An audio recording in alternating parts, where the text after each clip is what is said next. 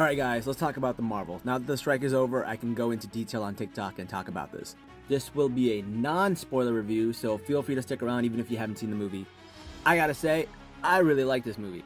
And I actually did not have a lot of faith in it because I felt like Disney didn't have a lot of faith in it because they didn't promote it really well and didn't do any kind of like special things with this. But I was pleasantly surprised. Alright, now there are some cons with this movie. Get it? Cons? But let's talk about the pros first. I think this is one of the few movies with Marvel where like the humor actually worked. Like it went with the tone of the movie. And that's mainly because of Iman Vellani. I think she did such a great job. Like she killed it. I cannot believe this is her second acting gig. She has no acting experience at all. The chemistry with the cast was amazing. I love the fact that they filled in some plot holes in the MCU, which I thought was really good. And they set up some amazing things for the future, which like we're gonna see Kamala Khan for a while.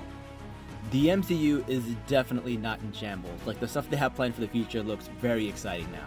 Alright, now here are the cons.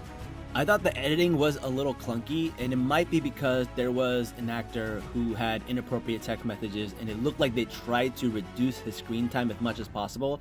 So I think that might have made the editing look a little bit of clunky. And here's the thing, there were some issues with the villain. They had a really good villain, I just don't think they utilized the person to his full potential. And that might be because part of the movie is on the cutting room floor because it is the shortest movie that we've seen in the MCU for a while.